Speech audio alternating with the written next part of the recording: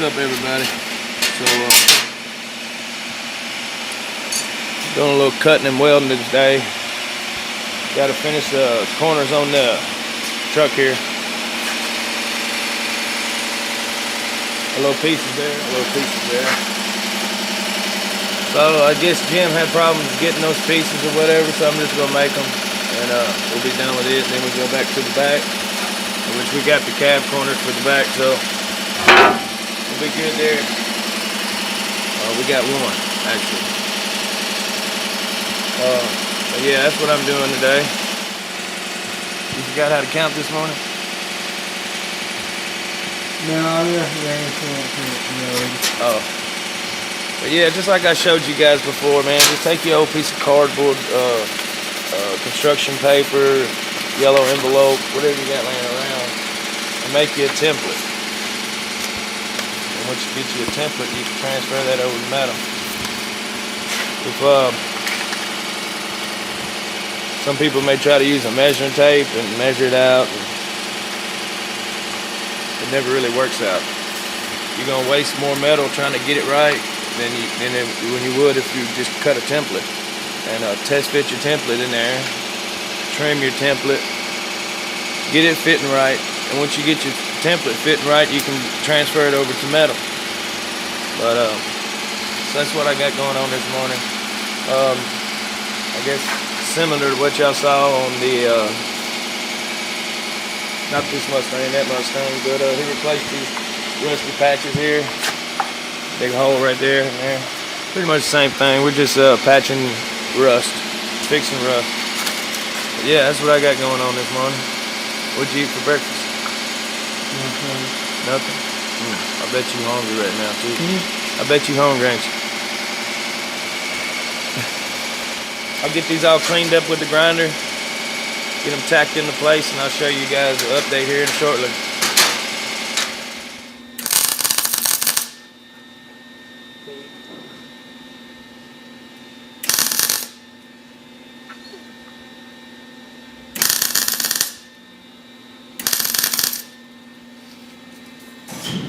Austin, you can look through the camera at it, it's not going to burn your eyes.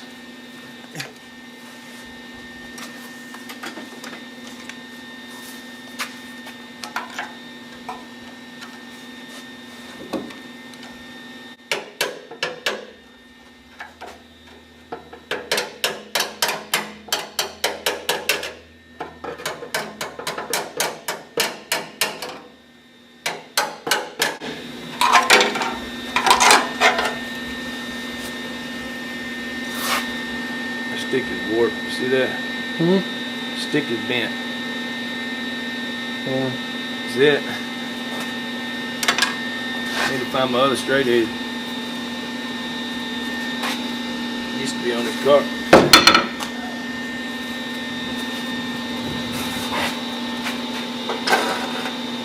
Yeah, but you seen it? It's the same thing as this, except for a short section of it. I cut it off a long time ago. What's up, everybody? Update on the corner here. Got it all boxed in, and I'm just kind of piecing it together. And I'll grind all these welds down here and sand them flush, and you'll never even know. And to get in that corner there, I'd like to use my little air file, but the guy that we get our belts from, he brought us the wrong size. This is a 13 and he brought us 18. So this thing gets down in them corners real nice. Smooth them welds up, you never even know they were there. But now I got to use the death needle machine. This thing sends sharp metal shavings everywhere. In your foot, in your shirt, in your eye. But yeah, so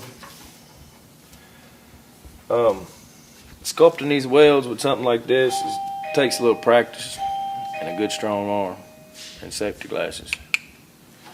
But I am an artist and a physicist. So there you go. I'm gonna make it happen. Pizza here. Little piece of it. What? I'm hungry too. But yeah, you see, I just took after I made those two pieces with the cardboard, I made this one. and then left it a little long, slid this in there, tacked it here, and then grinded that lip down flush with this. And then I welded it, and then I grinded the welds down, sanded them, and then almost finished product there. But here in this corner, I'm gonna take his little doohickey, smooth them welds up. Then I'll take the little grinder here and get in there and grind them welds down. Then I take this, smooth it all up, sand everything flush. But that's it. Update. And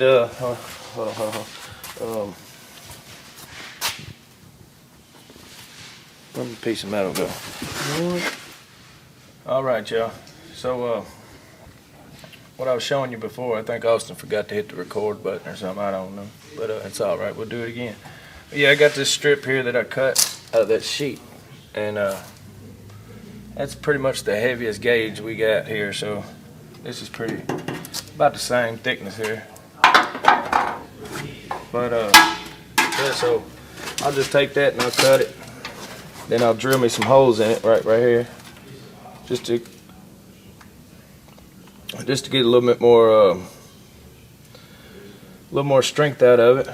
Then I'll weld this to that, and then I'll go back through with my needler here, and I'll go through there and clean that weld up in that corner very carefully and sculpt it. And you'll never know I've been in there. And then all this is getting bed liner underneath here, I believe, so you won't never see none of the welds anyways. But as long as you get them pretty flush, they'll be hidden.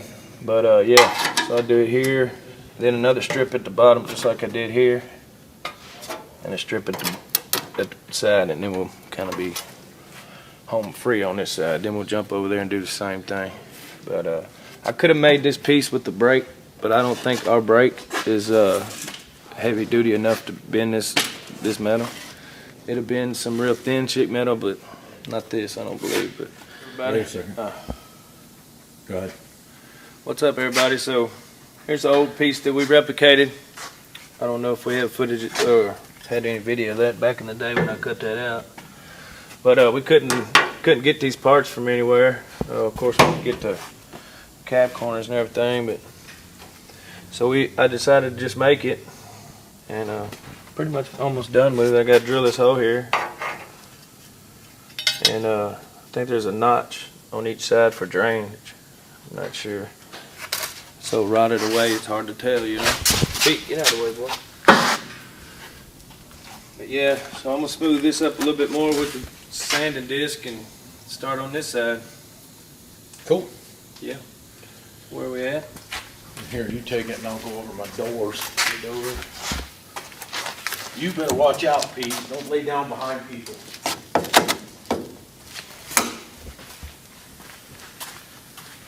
Don't let him come in here. Back. And then I'm getting ready to paint the doors for El Blanco Grande finally, so we can get this truck assembled and out of the shop, because you can't put it out in the weather right now. So we'll get the doors on it and get the windows up so we can get it in. But these have been, initially did the body work on them, then primed them, let the primer cure for a couple days, then blocked them out. We did 120, then 220, then 320, then 400 wet, and then a Scotch Brite with some PPG DX 101 scuff paste. So they're nice and smooth. We'll get these painted. You got to back tape everything because I already painted the inside of them, and of course I don't want to get any overspray on that. We just want to spray the outside. So we'll get them done, reassembled, and put on the truck. Really hoping to paint them today, but it's the end of December in Tennessee. We actually have a nice day, and I've got sandblasting to do. I don't want to do the sandblasting before I come in and try and paint, because you'll end up with sand in the paint. So I'm either going to finish taping these up and leave them for tomorrow and do them tomorrow, and go out there and get some sandblasting done, or I'm going to go, the hell with the sandblasting, I'll do that tomorrow, or Christmas Day, or one of the other days I'm down here. But that's it. It's a base coat clear. We've already talked about it. It's Olympic white. It's the original color of the truck. And it's really, what we've done so far has really come out pretty nice. We've got the interior all done in it now. Got a little buttoning up to do on the dashboard, but the fenders are painted, the hood's painted, the special cowl plate that I got for it, that's painted. I did the incorrect bumper filler for it. I've got to paint the other one now. That one's wrong. It's nicely painted white, but it's the wrong one. My bad. Been taking some phone calls today for other projects in the near future that we're gonna talk about with you here, working on them.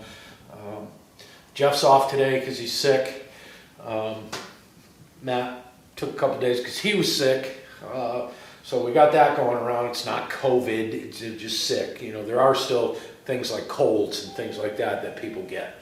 So we'll let you know what's going on, whether I'm going to paint these or not, but they got to be completely covered because this booth is awesome because it sucks straight down. So you still have to back tape everything you've already painted so you don't get any overspray on it. And that's where we're at right now. They're slicker than Dolphin's forehead. That's right, Dolphin's forehead. So we'll put a few coats of white on there to get coverage, and then we'll put a couple of coats of clear on it, and they're good. Shop truck, done. So that's it. We'll talk to you shortly. What's up, everybody? Come on over here, let me show you the finished product. I got it all smoothed up. Got my holes drilled in the factory locations. And now we got to do the same thing over here. So I went ahead and cut me a template just to get started. But before I do any kind of welding or anything, I'm gonna come in here and clean up. I'm gonna grind these welds down a little bit more, clean all this surface rust off of here. It's gonna be clean bare metal before I weld to it. Get all this old rust out of here, and then we'll get the templates cut, like which I already did. I'll show you how I've done that. Come on over here.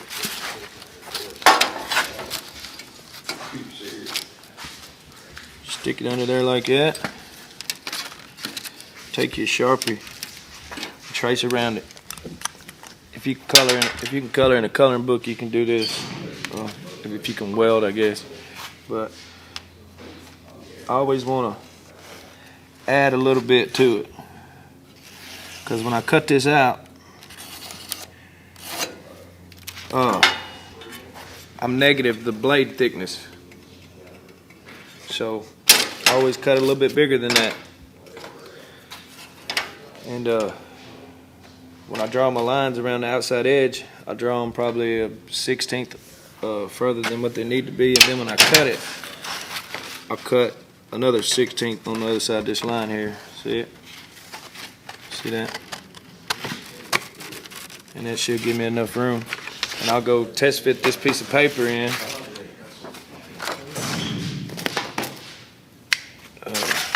What another template? So here's the one I already made. Well, Davey's done some of it,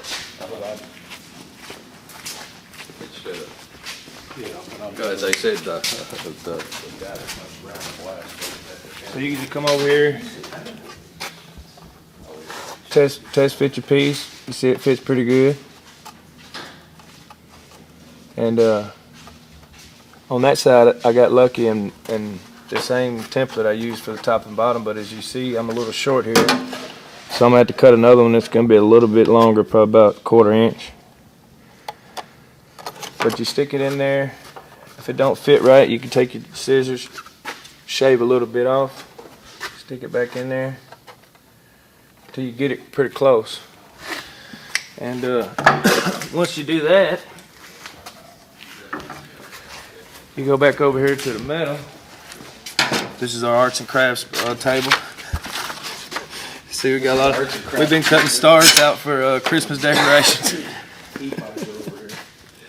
So try to find me a straight edge, so I only have to cut 3 sides instead of 4. Saves a third of the work. Any of our fans want to donate Sharpies, we're very thankful. The thing about Sharpies is you take the cap off them the time starts ticking. It's It, like it a- doesn't matter if you put the cap back on, that Sharpie's gonna live for 10 more minutes. It's like a pocket knife that's been opened and handed back to you, and then you close it. Yeah. You'd lose it the next day. There you go. It's gonna be the top. Like I was showing you, the bottom's gonna be a hair longer, so we'll have to make another template for it. But yeah, take your death wheel, put your personal protective equipment and all that stuff on, and go to town. Keep that forehead safe. Yeah, put your eye out. Safety first, right? So when I'm cutting with this, come here and look at this wheel. When I'm cutting with this, I'm cutting on the outside of that line. That way it still gives me room to trim it if I need to. If you can always sand a little off the edge, grind a little off the edge, but you can't never put it back unless you weld it or weld a big gap up. But I like to get it, try to fit it as tight as I can before I weld it. But yeah, so that wheel's getting pretty small. I'm gonna go ahead and finish it on off real quick. Did you cut the compressor off? Or is it still on? It's still on? It's still on. And I don't have done it all. Nah, we're good.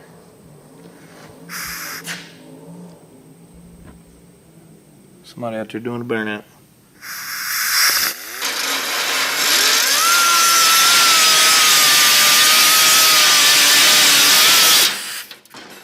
That's what you don't want That's to have. going right up the sleeve, isn't it? You see here, I'm cutting on the outside that line.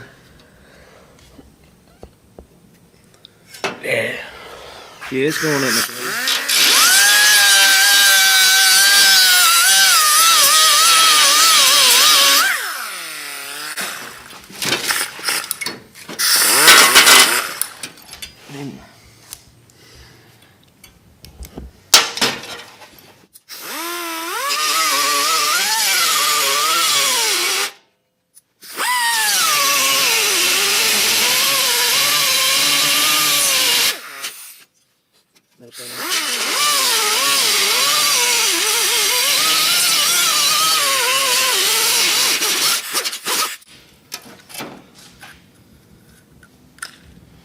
We're gonna replace that wheel real quick before it blows up in my face. Replace this wheel real quick. I'll get back with you in a second. Alright, so I got the wheel replaced. If you ever think that your wheel's been compromised, or if you ever drop it and it doesn't look like it's cracked or broken, place it anyways. It ain't worth getting a piece of cutoff wheel in your jugular vein and bleed out here in the shop. But with that being said, wear a face shield. Alright y'all, we're back. And we have a planned attack. But no, we usually cut the compressor off when we film so we don't get interrupted, but of course I kind of need it, so sorry about the noise and inconvenience. Yeah, it's gonna cut back on here in a second. But yeah, I was cutting this here and I could tell that I was running out of air compressor, running out of air, okay? So I had to cut the compressor on and let it build up a few minutes. But you'll see a big difference in how fast this cuts. You ready?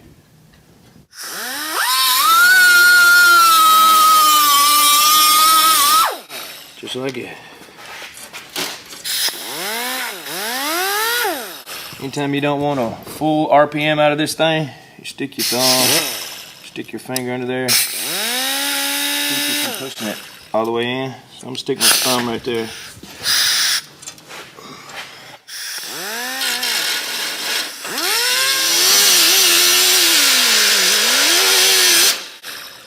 So I don't want no full throttle. I'm just gonna get me a groove in there. That way I have something to ride in.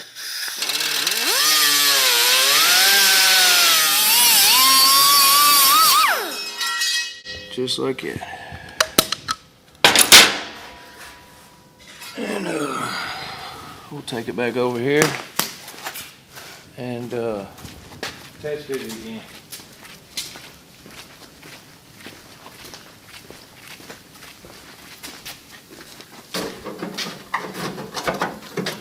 See, it's a little tight.